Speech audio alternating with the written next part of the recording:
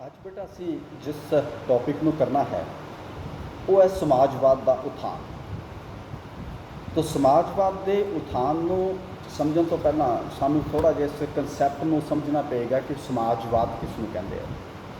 ਸਮਾਜਵਾਦ ਜਿਸ ਨੂੰ ਅਸੀਂ ਇੰਗਲਿਸ਼ ਦੇ ਵਿੱਚ ਸੋਸ਼ਲਿਜ਼ਮ ਕਹਿ ਦਿੰਦੇ ਹਾਂ, ਉਹ ਬੇਸਿਕਲੀ ਲੈਟਿਨ ਵਰਡ ਹੈ ਸੋਸ਼ੀਓ, ਉੱਥੋਂ ਮੰਨਿਆ ਜਾਂਦਾ ਵੀ ਇਸ ਸ਼ਬਦ ਦੀ ਉਤਪਤੀ ਹੋਈ। ਔਰ ਸੋਸ਼ੀਓ ਵਰਡ ਦਾ ਜਿਹੜਾ ਮੀਨਿੰਗ ਹੈ ਸਾਥੀ ਜਾਂ ਸਹਿਯੋਗੀ, ਯਾਨੀ ਇੱਕ ਦੂਸਰੇ ਦੇ ਨਾਲ ਆਪਣਾ ਸਾਥ ਦੇਣ ਵਾਲੇ, ਸਹਿਯੋਗ ਦੇਣ ਵਾਲੇ, ਕੋਆਪਰੇਟ ਕਰਨ ਵਾਲੇ, ਇਕੱਠੇ ਚੱਲਣ ਵਾਲੇ। ਉੱਥੋਂ ਦੀ ਇਸ ਕਨਸੈਪਟ ਦੀ ਜਿਹੜੀ ਹੈ ਉਹ ਉਤਪਤੀ ਹੁੰਦੀ ਹੈ, ਕਿਉਂਕਿ ਅਸੀਂ ਆਮ ਤੌਰ ਦੇ ਉੱਤੇ ਮੰਨਦੇ ਹਾਂ ਕਿ ਜਿਹੜਾ ਸਮਾਜਵਾਦ ਹੈਗਾ ਜਾਂ ਮਨੁੱਖ ਹੈਗਾ ਉਹ ਇੱਕ ਸੋਸ਼ਲ ਜੀਵ ਹੈਗਾ। ਅਤੇ ਜਦੋਂ ਸੁਸਾਇਟੀ 'ਚ ਉਸਨੇ ਜੀਣਾ ਹੈ ਤਾਂ ਸਮਾਜ ਦੇ ਵਿੱਚ ਉਹ ਅਸੀਂ ਇੱਕ ਕਮਿਊਨਿਟੀ ਦੇ ਤੌਰ ਦੇ ਉੱਤੇ ਜੀਣਾ, ਇਕੱਠੇ ਤੌਰ ਦੇ ਉੱਤੇ ਜੀਣਾ ਹੈ। ਅਤੇ ਜਦੋਂ ਅਸੀਂ ਇਕੱਠੇ ਤੌਰ ਦੇ ਉੱਤੇ ਜੀਣਾ ਤਾਂ ਸਾਨੂੰ ਕੁਝ ਲੋਕਾਂ ਦੇ ਸਾਥ ਦੀ ਸਹਿਯੋਗ ਦੀ ਲੋੜ ਪੈਂਦੀ ਹੈ ਔਰ ਦੂਜਿਆਂ ਨੂੰ ਵੀ ਦੇਣੀ ਪੈਂਦੀ ਹੈ। ਤੋ ਇਸ ਕਰਕੇ ਇਹਦੀ ਜਿਹੜੀ ਉਤਪਤੀ ਹੈ ਉਹ ਇਸ ਢੰਗ ਦੇ ਨਾਲ ਇਸ ਨੂੰ ਮੰਨੀ ਜਾਂਦੀ ਹੈ, ਜਿਹਦਾ ਮੇਨ ਮੁੱਖ ਜਿਹੜਾ ਏਮ ਹੈਗਾ ਉਹ ਹੈ ਕਿ ਸਮਾਜ ਵਿੱਚ ਰਹਿਣ ਵਾਲੇ ਮਨੁੱਖਾਂ ਦਾ ਹਰ ਪਾਸਿਓਂ ਵਿਕਾਸ ਕਰਨਾ। ਮਨੁੱਖਾਂ ਮੀਨਸ ਇਸਤਰੀਆਂ ਵੀ ਅਤੇ ਪੁਰਖ ਵੀ, ਔਰ ਉਹਨਾਂ ਦੇ ਲਈ ਜੋ ਇੱਕ ਚੰਗਾ ਜੀਵਨ ਬਤੀਤ ਕਰਨ ਦੇ ਲਈ ਜੋ ਇੱਕ ਮਨੁੱਖ ਦੇ ਕੋਲ ਅਧਿਕਾਰ ਹੋਣੇ ਚਾਹੀਦੇ ਨੇ, ਉਹ ਅਧਿਕਾਰਾਂ ਦੀ ਵਰਤੋਂ ਉਹ ਕਰ ਸਕਣ, ਉਹਨਾਂ ਪਰਿਸਥਿਤੀਆਂ ਨੂੰ ਪੈਦਾ ਕਰਨਾ। ਇਸ ਲਈ ਇਹਨਾਂ ਸਮਾਜਵਾਦ ਦੀ ਗੱਲ ਕੀਤੀ ਗਈ। ਹੁਣ ਦੂਸਰਾ ਹੈ ਕਿ ਸਵਾਲ ਇਹ ਪੈਦਾ ਹੁੰਦਾ ਹੈ ਕਿ 18th ਔਰ 19th ਸੈਂਚੁਰੀ ਤੋਂ ਬਾਅਦ ਇਹ ਸਮਾਜਵਾਦ ਦੀ ਗੱਲ ਜ਼ਿਆਦਾ ਕਿਉਂ ਹੋਣੀ ਸ਼ੁਰੂ ਹੋਈ, ਜਦ ਕਿ ਸਮੰਤਵਾਦੀ ਪ੍ਰਣਾਲੀ ਔਰ ਉਸ ਤਰੀਕੇ ਦਾ ਸਮਾਜ ਦੇ ਵਿੱਚ ਊਚ ਨੀਚ ਦਾ ਫਰਕ, ਚਾਹੇ ਉਹ ਕਾਸਟ ਬੇਸ ਸੀ, ਚਾਹੇ ਉਹ ਕਲਾਸ ਬੇਸ ਸੀ, ਚਾਹੇ ਉਹ ਕਿੱਤਾ ਬੇਸ ਸੀ, ਜਿਹੜੇ ਵੀ ਮਰਜ਼ੀ ਬੇਸ 'ਤੇ ਰਿਹਾ ਹੋਵੇ, ਉਹ ਤਾਂ ਹਜ਼ਾਰਾਂ ਸਾਲਾਂ ਤੋਂ ਹਰ ਸੁਸਾਇਟੀ ਦੇ ਵਿੱਚ, ਦੁਨੀਆ ਦੇ ਹਰ ਦੇਸ਼ ਦੇ ਵਿੱਚ ਉਹ ਚੀਜ਼ ਚੱਲਦੀ ਸੀ। ਪਰ ਉਰੇ ਇੱਕ 18ਵੀਂ ਸਦੀ ਦੇ ਵਿੱਚ ਜਾ ਕੇ ਅਸੀਂ ਕੀ ਚੀਜ਼ ਦੇਖਦੇ ਹਾਂ ਕਿ ਉਦਯੋਗਿਕ ਕ੍ਰਾਂਤੀ ਨੇ ਜ਼ੋਰ ਫੜਨਾ ਸ਼ੁਰੂ ਕੀਤਾ, ਜੋ 19ਵੀਂ ਸਦੀ ਦੇ ਵਿੱਚ ਆ ਕੇ ਦੁਨੀਆ ਦੇ ਬਹੁਤ ਸਾਰੇ ਦੇਸ਼ਾਂ ਦੇ ਵਿੱਚ ਇੱਕ ਵੱਡੇ ਪੱਧਰ ਦੇ ਉੱਤੇ ਉਦਯੋਗਿਕ ਕ੍ਰਾਂਤੀ ਫੈਲੀ। ਉਹਦੇ ਨਾਲ ਅਮੀਰ ਦਾ ਅਤੇ ਗਰੀਬ ਦਾ ਜਿਹੜਾ ਇੱਕ ਫਰਕ ਸੀਗਾ ਉਹ ਬੜਾ ਜ਼ਿਆਦਾ ਵੱਧ ਗਿਆ। ਔਰ ਸਿਰਫ ਉਹ ਫਰਕ ਇਕਨੋਮਿਕਲੀ ਪੈਸੇ ਵਜੋਂ ਜਾਂ ਤੁਸੀਂ ਕਹਿ ਲਓ ਸੈਲਰੀ ਵਜੋਂ ਨਹੀਂ, ਫਰਕ ਹੀ ਨਹੀਂ ਪਿਆ। ਈਵਨ ਜੀਣ ਦੇ, ਰਹਿਣ ਦੇ, ਸਹਿਣ ਦੇ ਪੱਧਰ ਦੇ ਹਰ ਪੁਆਇੰਟ 'ਤੇ ਉਹਨਾਂ ਦੇ ਵਿੱਚ ਇੱਕ ਗੈਪ ਬਹੁਤ ਜ਼ਿਆਦਾ ਇਨਕਰੀਜ਼ ਹੋਇਆ। ਉਹ ਗੈਪ ਜਿਹੜਾ ਇਨਕਰੀਜ਼ ਹੋਇਆ ਉਹਨੂੰ ਅਸੀਂ ਕਿਸ ਐਂਗਲ ਤੋਂ ਦੇਖਦੇ ਹਾਂ ਕਿ ਈਵਨ ਮੰਨ ਲਓ ਜੇ ਕੰਮ ਕਰਨ ਦੇ ਘੰਟੇ ਨੇ ਤਾਂ ਉਹ ਵੀ ਫਰਕ ਪੈ ਗਿਆ, ਸ਼ੋਸ਼ਲ ਹੋ। ਦੂਸਰਾ ਅਸੀਂ ਕੀ ਦੇਖਦੇ ਹਾਂ ਕਿ ਜਿਹੜੇ ਹਾਲਾਤਾਂ ਵਿੱਚ ਉਹਨਾਂ ਨੂੰ ਕੰਮ ਕਰਨਾ ਪੈ ਰਿਹਾ, ਜਿਹੜੀਆਂ ਫੈਕਟਰੀਆਂ 'ਚ ਕੰਮ ਕਰਨਾ ਪੈ ਰਿਹਾ, ਇਲੈਕਟ੍ਰੀਸਿਟੀ ਦੀ ਖੋਜ ਅਜੇ ਬਹੁਤੀ ਉਸ ਵੇਲੇ ਹੋਈ ਨਹੀਂ ਸੀਗੀ, ਅਤੇ ਇਸ ਕਰਕੇ ਉਹਨਾਂ ਹਾਲਾਤਾਂ ਦੇ ਵਿੱਚ ਫੈਕਟਰੀਆਂ 'ਚ, ਮਿਲਾਂ 'ਚ ਕੰਮ ਕਰਨਾ, ਹਨੇਰੇ 'ਚ ਕੰਮ ਕਰਨਾ, ਜਿੱਥੇ ਰੋਸ਼ਨੀ ਨਹੀਂ ਹੈ, ਪਾਣੀ ਦਾ ਪ੍ਰਬੰਧ ਖਾਸ ਨਹੀਂ ਹੈ, ਹਵਾਦਾਰ ਕਮਰੇ ਨਹੀਂ ਹਨ, ਘੁੱਟਣ ਵਾਲੀ ਚੀਜ਼ਾਂ ਦੇ ਵਿੱਚ ਹੈ, ਔਰ ਲਗਾਤਾਰ ਪੂੰਜੀਵਾਦੀਆਂ ਦੇ ਹੱਥਾਂ ਦੇ ਵਿੱਚ ਉਹਨਾਂ ਨੂੰ ਖੇਡਣਾ ਪੈਂਦਾ। ਉਹ ਸਾਰੇ ਉਦਯੋਗਿਕ ਕ੍ਰਾਂਤੀ ਦੇ ਜੋ ਅਸੀਂ ਪਰਿਣਾਮਾਂ ਦੇ ਵਿੱਚ ਉਹ ਸਾਰੀਆਂ ਚੀਜ਼ਾਂ ਡਿਸਕਸ ਕੀਤੀਆਂ, ਉਹ ਇੱਕ ਹਾਲਾਤ ਬਣੇ ਉਸ ਵੇਲੇ ਸਮਾਜਵਾਦ ਦੇ ਉਭਾਰ। ਔਰ ਜਦੋਂ ਅਸੀਂ ਕਹਿੰਦੇ ਹਾਂ ਕਿ ਕਿਹਨਾਂ ਥਿੰਕਰਸ ਨੇ, ਕਿਹਨਾਂ ਉਸ ਵੇਲੇ ਦੇ ਕੁਝ ਵਿਚਾਰਕਾਂ ਨੇ ਇਹਨਾਂ ਗੱਲਾਂ ਦੇ ਉੱਤੇ ਗੱਲ ਕਰਨੀ ਸ਼ੁਰੂ ਕੀਤੀ, ਉਹਨਾਂ ਦੇ ਅਧਿਕਾਰਾਂ ਦੀ ਗੱਲ ਕਰਨੀ ਸ਼ੁਰੂ ਕੀਤੀ, ਸਮਾਜ ਵਿੱਚ ਪੈਰਿਟੀ ਦੀ ਗੱਲ ਸ਼ੁਰੂ ਕੀਤੀ, ਇਕੁਐਲਿਟੀ ਦੀ ਗੱਲ ਕਰਨੀ ਸ਼ੁਰੂ ਕੀਤੀ, ਤਾਂ ਉਹਨਾਂ ਵਿੱਚ ਅਸੀਂ ਜਿਹੜੇ ਵਿਚਾਰਕਾਂ ਨੂੰ ਦੇਖਦੇ ਹਾਂ ਉਹਨਾਂ 'ਚ ਜਿਹੜੇ ਪ੍ਰਮੁੱਖ ਤੌਰ ਦੇ ਉੱਤੇ ਸਾਡੇ ਸਾਹਮਣੇ ਆਉਂਦੇ, ਰੋਬਰਟ ਓਵਨ ਦਾ ਨਾਮ ਆਉਂਦਾ ਹੈ, ਸੇਂਟ ਸਾਈਮਨ ਦਾ ਨਾਮ ਆਉਂਦਾ ਹੈ, ਲੂਈ ਬਲਾਂ ਦਾ ਨਾਮ ਆਉਂਦਾ ਹੈ, ਔਰ ਲੇਟੈਸਟ ਜਿਹੜਾ ਬਾਅਦ ਦੇ ਵਿੱਚ ਜਾ ਕੇ ਬਹੁਤ ਪ੍ਰੋਮੀਨੈਂਟ ਹੋਇਆ ਔਰ ਉਹਦੇ ਨਾਮ 'ਤੇ ਥਿਊਰੀ ਚੱਲ ਪਈ ਮਾਰਕਸਵਾਦ, ਕਾਰਲ ਮਾਰਕਸ ਦਾ ਨਾਮ ਸਾਡੇ ਕੋਲ ਆਉਂਦਾ ਹੈ। ਤੋ ਇਸ ਤੋਂ ਪਹਿਲਾਂ ਕਿ ਅਸੀਂ ਮਾਰਕਸ ਬਾਰੇ ਪੜ੍ਹੀਏ ਔਰ ਜਿਹੜਾ ਮਾਰਕਸਵਾਦ ਨੇ ਉਸਨੂੰ ਸਮਾਜਵਾਦ ਨੂੰ ਮਾਰਕਸਵਾਦ ਤੱਕ ਪਹੁੰਚਾਇਆ, ਅਸੀਂ ਥੋੜ੍ਹਾ ਜਿਹਾ ਜਿਹੜੇ ਪੁਰਾਣੇ ਥਿੰਕਰਸ ਨੇ ਉਹਨਾਂ ਬਾਰੇ ਵੀ ਇੱਕ ਜਾਣਕਾਰੀ ਲੈਣਾ ਚਾਹਾਂਗੇ ਕਿ ਉਹਨਾਂ ਥਿੰਕਰਸ ਨੇ ਸਮਾਜਵਾਦ ਦੀ ਗੱਲ ਕਿਸ ਢੰਗ ਦੇ ਨਾਲ ਕੀਤੀ ਹੈ।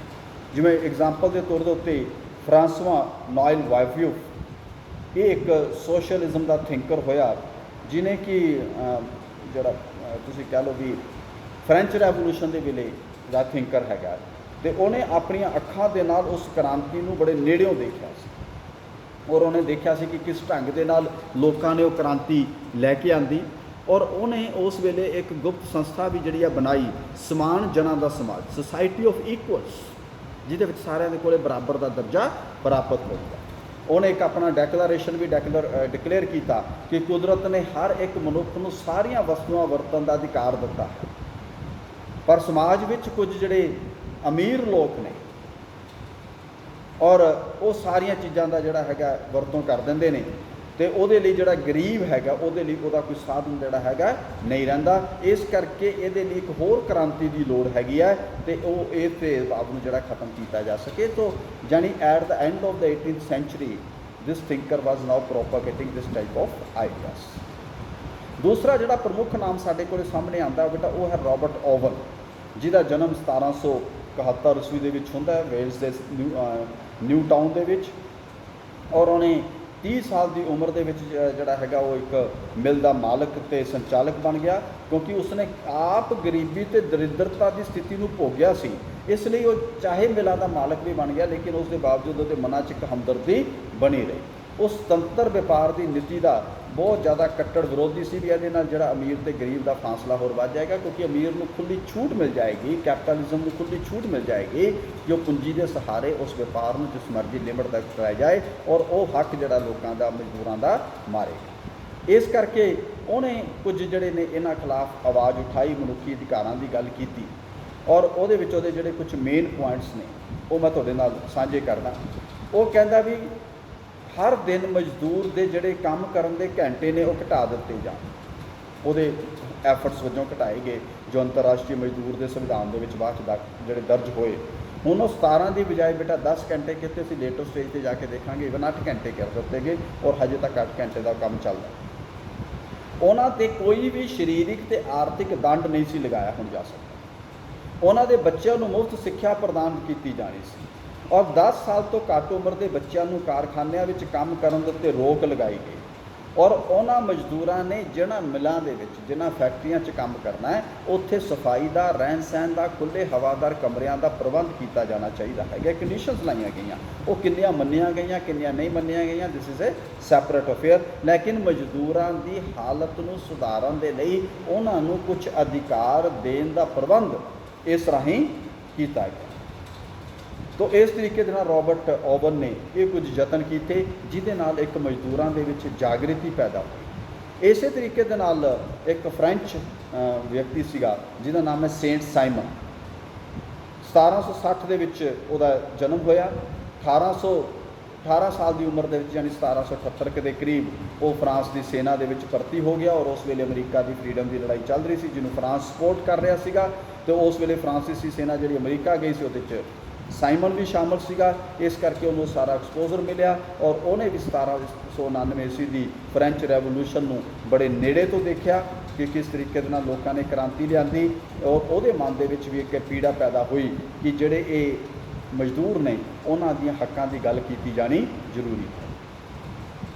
ਔਰ ਉਹਨੇ ਉਸ ਤੋਂ ਬਾਅਦ ਬੇਟਾ ਕੁਝ ਕਿਤਾਬਾਂ ਵੀ ਲਿਖੀਆਂ ਔਰ ਆਪਣੀ ਪੁਸਤਕ ਦੇ ਆਰਗੇਨਾਈਜ਼ਰਸ ਵਿੱਚ ਇੱਕ ਸਥਾਨ ਦੇ ਉੱਤੇ ਲਿਖਦਾ ਹੈ ਕਿ ਮੰਨ ਲਈਏ ਕਿ ਫਰਾਂਸ ਵਿੱਚ ਅਚਾਨਕ 50 ਫਸਟ ਕਲਾਸ ਡਾਕਟਰ, 50 ਰਸਾਇਣ ਸ਼ਾਸਤਰੀ, 50 ਪਹਿਲੀ ਸ਼੍ਰੇਣੀ ਦੇ ਬੈਂਕਰ, 200 ਸਰਵਸ਼੍ਰੇਸ਼ਠ ਵਪਾਰੀ ਔਰ 500 ਉੱਚ ਕੋਟੀ ਦੇ ਖੇਤੀਕਾਰ ਅਤੇ 500 ਇੰਜੀਨੀਅਰ ਖਤਮ ਹੋ ਜਾਣ, ਯਾਨੀ ਕੁੱਲ ਮਿਲਾ ਕੇ ਇਹ 2000 ਬੰਦਾ, ਸਿਰਫ 2000 ਤੋਂ ਵੀ ਘੱਟ ਹੈਗਾ, ਲਗਭਗ ਅਸੀਂ ਇਹਨੂੰ ਕਾਊਂਟ ਕਰੀਏ ਤਾਂ ਇਹ 1350 ਦੀ ਗੱਲ ਕਰਦੇ ਓਨਲੀ 1350 ਪੀਪਲ ਵੀ ਅਗਰ ਇਹ ਖਤਮ ਹੋ ਜਾਣ ਤਾਂ ਅਜਿਹੀ ਸਥਿਤੀ ਪੈਦਾ ਹੋ ਜਾਏਗੀ ਕਿ ਸਾਰਾ ਦੇਸ਼ ਹੀ ਗਰੀਬ ਹੋ ਜਾਏਗਾ ਔਰ ਉਸ ਦੀ ਖੁਸ਼ਹਾਲੀ ਖਤਮ ਹੋ ਜਾਏਗੀ।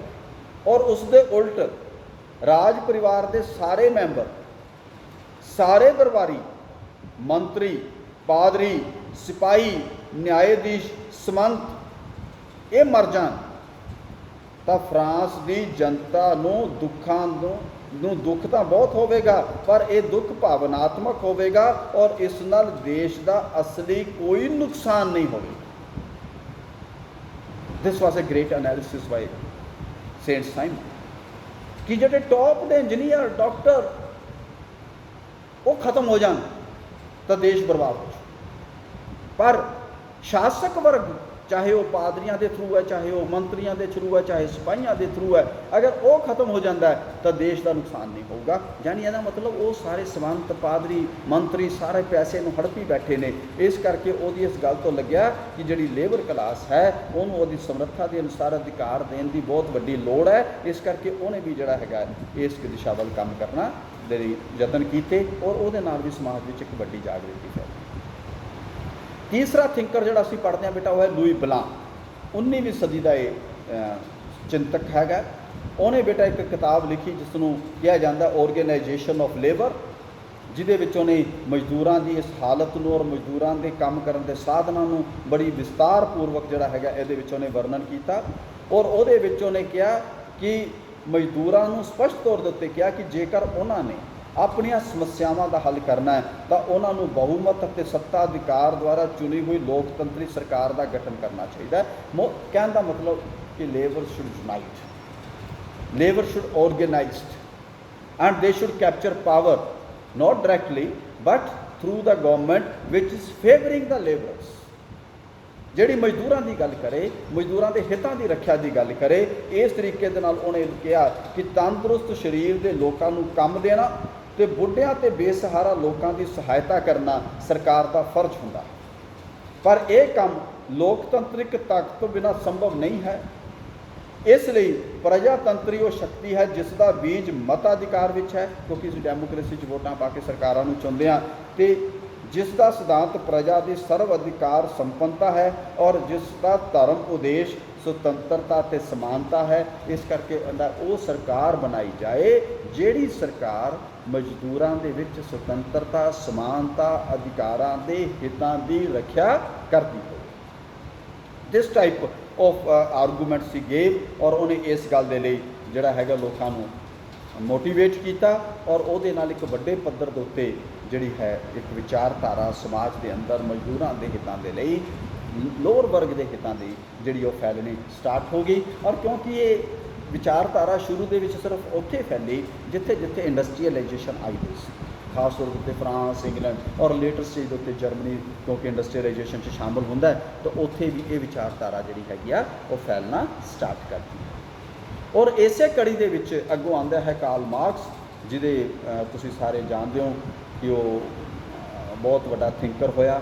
1818 ਦੇ ਵਿੱਚ ਉਸਦਾ ਜਨਮ ਹੋਇਆ ਔਰ 1842 'ਚ ਉਹਦੇ ਜਿਹੜੇ ਸਮਾਚਾਰ ਪੱਤਰਾਂ ਦਾ ਉਹਨੇ ਸੰਪਾਦਨ ਕਰਨਾ ਆਰੰਭ ਕੀਤਾ, ਜਿਹੜੇ ਕ੍ਰਾਂਤੀ ਦੇ ਨਾਲ ਭਰਪੂਰ ਹੁੰਦੇ ਸਨ, ਮਜ਼ਦੂਰਾਂ ਦੀ ਗੱਲ ਕਰਦੇ ਸਨ, ਮਜ਼ਦੂਰਾਂ ਦੇ ਹਿੱਤਾਂ ਦੀ ਗੱਲ ਕਰਦੇ ਸਨ। ਔਰ ਇਹ ਸਾਰੀਆਂ ਚੀਜ਼ਾਂ ਉਸ ਵੇਲੇ ਦੀਆਂ ਸਰਕਾਰਾਂ ਨੂੰ ਮਨਜ਼ੂਰ ਨਹੀਂ ਸੀਗੀਆਂ ਔਰ ਉਸ ਨੂੰ 1845 ਦੇ ਵਿੱਚ ਜਿਹੜਾ ਹੈਗਾ ਫਰਾਂਸ ਛੱਡਣਾ ਪਿਆ ਔਰ ਉਸ ਤੋਂ ਬਾਅਦ ਉਹ ਇੰਗਲੈਂਡ ਦੇ ਵਿੱਚ ਚਲਾ ਗਿਆ। ਔਰ 1848 ਦੇ ਵਿੱਚ ਉਹਨੇ ਆਪਣਾ ਇੱਕ ਮੇਨ ਥੀਸਿਸ ਜਿਹੜਾ ਹੈਗਾ ਉਹ ਸਾਹਮਣੇ ਆਇਆ। ਉਹਦਾ ਨਾਮ ਸੀ ਸਮਾਜਵਾਦੀ ਘੋਸ਼ਣਾ ਪੱਤਰ, ਜਿਹਨੂੰ ਅਸੀਂ ਬੜਾ ਇੰਗਲਿਸ਼ 'ਚ ਬੜਾ ਫੇਮਸ ਨਾਮ ਹੈ ਕਮਿਊਨਿਸਟ ਮੈਨੀਫੈਸਟੋ। ਉਹਦੇ ਵਿੱਚ ਉਹਨੇ ਸਮਾਜਵਾਦੀ ਵਿਚਾਰਧਾਰਾ ਦੀ ਅੰਜੀਰ ਜਿਹਨੂੰ ਕਿਹਾ ਜਾਂਦਾ ਹੈ, ਇਸ ਦੇ ਵਿੱਚ ਉਹਨੇ ਆਪਣੇ ਵਿਚਾਰ ਰੱਖੇ ਔਰ ਤੁਸੀਂ ਕਹਿ ਸਕਦੇ ਹੋ ਕਿ ਸਮਾਜਵਾਦੀ ਖੇਤਰਾਂ ਦੇ ਵਿੱਚ ਉਹਨੇ ਤਹਿਲਕਾ ਮਚਾ ਦਿੱਤਾ ਔਰ ਪੂਰੀ ਦੁਨੀਆ ਦੇ ਵਿੱਚ ਕਾਰਲ ਮਾਰਕਸ ਦਾ ਨਾਮ ਜਿਹੜਾ ਹੈਗਾ ਉਹ ਪ੍ਰਸਿੱਧ ਹੋ ਗਿਆ। ਔਰ ਇਸ ਕਮਿਊਨਿਸਟ ਮੈਨੀਫੈਸਟੋ ਦੇ ਵਿੱਚ ਮਾਰਕਸ ਨੇ ਸਮਾਜਿਕ ਵੀ, ਆਰਥਿਕ ਵੀ, ਰਾਜਨੀਤਿਕ ਵਿਚਾਰਾਂ ਨੂੰ ਬੜੇ ਬਖੂਬੀ ਜਿਹੜਾ ਹੈਗਾ ਉਸਨੇ ਐਕਸਪਲੇਨ ਕੀਤਾ ਔਰ ਉਹਨੇ ਕਿਹਾ ਕਿ ਇਹ ਸਾਰੇ ਦਾ ਸਾਰਾ ਸੰਘਰਸ਼ ਧਨ ਅਤੇ ਤਾਕਤ ਦੀ ਜਿਹੜੀ ਅਸਮਾਨ ਵੰਡ ਹੈ ਉਹੀ ਇਸ ਵਰਗ ਸੰਘਰਸ਼ ਦਾ ਮੂਲ ਕਾਰਨ ਹੈ। ਔਰ ਇਸ ਇੱਕ ਵਰਗ ਜਿਹੜਾ ਉਤਪਾਦਨ ਦੇ ਸਾਰੇ ਸਾਧਨਾਂ ਉੱਤੇ ਆਪਣਾ ਅਧਿਕਾਰ ਜਮਾ ਲੈਂਦਾ ਹੈ, ਜਾਣੀ ਜਿਹੜਾ ਸਾਰੀ ਚੀਜ਼ ਦੇ ਰਿਸੋਰਸਿਸ ਨੂੰ ਕੈਪਚਰ ਕਰ ਲੈਂਦਾ ਹੈ, ਉਸ ਨੂੰ ਅਸੀਂ ਪੂੰਜੀਵਾਦੀ ਕਹਿ ਦਿੰਦੇ ਹਾਂ, ਕਿਉਂਕਿ ਉਹਦੇ ਕੋਲ ਉਹ ਪੈਸਾ ਹੁੰਦਾ ਤਾਂ ਸਾਰੀ ਚੀਜ਼ਾਂ ਨੂੰ ਖਰੀਦਣ ਦੀ ਤਾਕਤ ਰੱਖਦਾ ਹੈ। ਅਤੇ ਦੂਜੇ ਪਾਸੇ ਉਹ ਵਰਗ ਹੁੰਦਾ ਜਿਹਦੇ ਕੋਲ ਉਤਪਾਦਨ ਦੇ ਸਾਧਨਾਂ ਦਾ ਕੋਈ ਅਧਿਕਾਰ ਨਹੀਂ ਹੁੰਦਾ ਔਰ ਉਸ ਨੂੰ ਤੁਸੀਂ ਨਿਮਨ ਵਰਗ ਕਹਿ ਦਿੰਦੇ ਹੋ, ਜਿਹਦੇ ਕੋਲ ਨਾ ਤਾਕਤ ਹੁੰਦੀ ਹੈ, ਨਾ ਸਾਧਨ ਹੁੰਦੇ ਹੈ, ਨਾ ਪੈਸਾ ਹੁੰਦਾ ਹੈ। ਉਹ ਮਜ਼ਦੂਰ ਵਰਗ ਹੁੰਦਾ, ਜਿਹਦੇ 'ਚ ਬਾਅਦ 'ਚ ਤੁਸੀਂ ਕਿਸਾਨਾਂ ਨੂੰ ਵੀ ਲੋਰ ਜਿਹੜੇ ਗਰੀਬ ਕਿਸਾਨ ਅਸੀਂ ਉਹਨਾਂ ਨੂੰ ਸ਼ਾਮਲ ਕਰ ਸਕਦੇ ਹਾਂ। ਤੋ ਇਸ ਤਰੀਕੇ ਨਾਲ ਇਹਨਾਂ ਦੋਨਾਂ ਦੇ ਵਿੱਚ ਜਿਹੜਾ ਗੈਪ ਹੈਗਾ ਉਹ ਵੱਧਦਾ ਚਲਾ ਜਾਂਦਾ ਹੈ। ਔਰ ਉਹਨੇ ਇਹ ਵੀ ਉਮੀਦ ਪ੍ਰਗਟ ਕੀਤੀ ਉਸ ਵੇਲੇ ਕਿ ਉਹ ਦਿਨ ਦੂਰ ਨਹੀਂ ਜਦੋਂ ਸਾਰੇ ਵਿਸ਼ਵ ਦੇ ਮਜ਼ਦੂਰ, ਜਿਹਦੀ ਗੱਲ ਪਹਿਲਾਂ ਦੂਸਰੇ ਥਿੰਕਰਸ ਨੇ ਕੀਤੀ ਆਰਗੇਨਾਈਜੇਸ਼ਨ ਆਫ ਲੇਬਰ 'ਚ, ਕਿ ਉਹ ਦਿਨ ਦੂਰ ਨਹੀਂ ਜਦੋਂ ਸਾਰੇ ਵਿਸ਼ਵ ਦੇ ਮਜ਼ਦੂਰ ਵਿੱਚ ਏਕਤਾ ਸਥਾਪਿਤ ਹੋ ਜਾਏਗੀ ਅਤੇ ਉਹ ਤਾਕਤ ਅੱਗੇ ਪੂੰਜੀਵਾਦੀ ਸ਼ਕਤੀਆਂ ਨੂੰ ਆਤਮ ਸਮਰਪਣ ਕਰਨਾ ਪਏਗਾ। ਔਰ ਮਜ਼ਦੂਰਾਂ ਨੂੰ ਅਪੀਲ ਕਰਦੇ ਹੋਏ ਉਸਨੇ ਕਿਹਾ ਕਿ ਵਿਸ਼ਵ ਦੇ ਮਜ਼ਦੂਰੋ ਇੱਕ ਹੋ ਜਾਓ, ਕਿਉਂਕਿ ਤੁਸੀਂ ਪੂੰਜੀਵਾਦੀ ਵਿਵਸਥਾ ਨੂੰ ਨਸ਼ਟ ਕਰਨਾ ਹੈ। ਤੁਹਾਡੇ ਕੋਲ ਖੁਸ਼ ਜਾਣ ਲਈ ਘਾਟਾਂ ਅਤੇ ਕਸ਼ਟਾਂ ਤੋਂ ਇਲਾਵਾ ਕੁਝ ਨਹੀਂ ਹੈ। Already you have lost everything, ਤੇ ਸਿਵਾਏ ਕੁਝ ਤਕਲੀਫਾਂ ਹੋਰ ਸਹਿਣੀਆਂ ਪੈਣਗੀਆਂ। ਔਰ ਉਹਨੇ ਇਹ ਗੱਲ ਬੜੀ ਸਪਸ਼ਟ ਰੂਪ 'ਚ ਕਹੀ ਸੀ ਕਿ 1799 ਈਸਵੀ ਵਿੱਚ ਫਰਾਂਸ ਦੀ ਕ੍ਰਾਂਤੀਕਾਰੀਆਂ ਨੇ ਸਮੰਤੀ ਪ੍ਰਣਾਲੀ ਨੂੰ ਸਮਾਪਤ ਕਰਕੇ ਜਿਹੜਾ ਹੈਗਾ ਉਸ ਵੇਲੇ ਸਾਰੀ ਤਾਕਤ ਨੂੰ ਆਪਣੇ ਅਧਿਕਾਰ ਵਿੱਚ ਲੈ ਲਿਆ ਸੀ, ਪਰੰਤੂ ਇੱਕ ਵਾਰੀ ਫੇਰ ਮਜ਼ਦੂਰਾਂ ਨੂੰ ਮੱਧ ਵਰਗ ਦੀ ਵਿਅਕਤੀਗਤ ਸੰਪत्ति ਨੂੰ ਸਮਾਪਤ ਕਰਕੇ ਸਾਰੀ ਤਾਕਤ ਨੂੰ ਆਪਣੇ ਹੱਥਾਂ ਦੇ ਵਿੱਚ ਲੈਣਾ ਪਿਆ। ਔਰ ਜਿਸ ਤਰ੍ਹਾਂ 1848 ਵਿੱਚ ਜਰਮਨੀ 'ਚ ਕ੍ਰਾਂਤੀ ਹੋਈ, ਉਸਨੇ ਕਾਰਲ ਮਾਰਕਸ ਦੇ ਸਿਧਾਂਤਾਂ ਨੂੰ ਵੀ ਉਹਦਾ ਪ੍ਰਭਾਵ ਸੀਗਾ, ਕਿਉਂਕਿ ਸਮਾਜਵਾਦੀ ਵਿਚਾਰ ਉਸਨੇ ਗੱਲ ਫੈਲਣੇ ਸ਼ੁਰੂ ਹੋ ਚੁੱਕੇ ਸੀ। ਔਰ ਫਿਰ ਉਸ ਤੋਂ ਬਾਅਦ ਉਹਨੇ ਇੱਕ ਹੋਰ ਕਿਤਾਬ ਲਿਖੀ ਜਿਹਦਾ ਨਾਮ ਸੀ ਦਾਸ ਕੈਪੀਟਲ, ਔਰ ਉਹ 1867 ਵਿੱਚ ਪ੍ਰਕਾਸ਼ਿਤ ਹੋਈ। ਔਰ ਉਹਨੂੰ ਈਵਨ ਤੁਸੀਂ ਕਹਿ ਸਕਦੇ ਹੋ ਸਮਾਜਵਾਦੀ ਵਿਚਾਰਧਾਰਾ ਦੀ ਬਾਈਬਲ ਕਿਹਾ ਜਾਂਦਾ ਹੈ, ਦਾਸ ਕੈਪੀਟਲ, ਯਾਨੀ ਜਿਹਦੇ 'ਚ ਸਾਰੇ ਸਿਧਾਂਤਾਂ ਨੂੰ ਬਖੂਬੀ ਐਕਸਪਲੇਨ ਕੀਤਾ ਗਿਆ। ਔਰ ਬੜਾ ਉਹਦਾ ਇੱਕ ਕੋਰਸ ਆਫ ਐਕਸ਼ਨ ਜਿਹੜਾ ਹੈਗਾ ਉਹਦੇ ਵਿੱਚ ਡਿਜ਼ਾਈਨ ਕੀਤਾ ਗਿਆ, ਔਰ ਉਹਦੇ ਸੰਬੰਧ ਦੇ ਵਿੱਚ ਲੋਕਾਂ ਨੂੰ ਜਾਗਰਿਤ ਕੀਤਾ ਗਿਆ। ਔਰ ਉਸ ਦੇ ਆਧਾਰ ਦੇ ਉੱਤੇ ਬਹੁਤ ਸਾਰੇ ਮੁਲਕਾਂ ਦੇ ਵਿੱਚ ਸਮਾਜਵਾਦੀ ਲਹਿਰਾਂ ਚੱਲੀਆਂ, ਸਮਾਜਵਾਦੀ ਦਲਾਂ ਦੀ ਸਥਾਪਨਾ ਹੋਈ, ਔਰ ਇੱਕ ਪੂਰਾ ਮਾਹੌਲ ਸਮਾਜਵਾਦੀ ਮਾਹੌਲ ਉਸ ਦੁਨੀਆ ਦੇ ਵਿੱਚ ਜਿਹੜਾ ਸੀਗਾ ਉਹ ਡਿਵੈਲਪ ਹੋਇਆ। ਇਹ ਸਾਨੂੰ ਉਸ ਵੇਲੇ ਦੇਖਣ ਨੂੰ ਮਿਲਦਾ। ਤਾਂ ਹੁਣ ਅਸੀਂ ਉਸ ਤੋਂ ਬਾਅਦ ਨੈਕਸਟ ਪਾਰਟ ਦੇ ਵਿੱਚ ਦੇਖਾਂਗੇ ਕਿ ਵੱਖ-ਵੱਖ ਮੁਲਕਾਂ ਦੇ ਵਿੱਚ ਕਿਸ ਤਰੀਕੇ ਦੇ ਨਾਲ ਸਮਾਜਵਾਦੀ ਲਹਿਰਾਂ ਡਿਵੈਲਪ ਹੋਈਆਂ, ਔਰ ਅਖੀਰ ਦੇ ਵਿੱਚ ਇਸ ਸਮਾਜਵਾਦੀ ਲਹਿਰ ਦਾ ਕਿੰਨਾ ਕੁ ਅਸਰ ਸਾਨੂੰ ਦੁਨੀਆ ਦੇ ਮੁਲਕਾਂ ਦੇ ਵਿੱਚ ਦੇਖਣ ਨੂੰ ਮਿਲਿਆ ਹੈ। ਇਹਨੂੰ ਅਸੀਂ ਨੈਕਸਟ ਸੈਸ਼ਨ ਵਿੱਚ ਬੇਟਾ ਦੇਖਾਂਗੇ, ਰਾਈਟ। ਯੈਸ।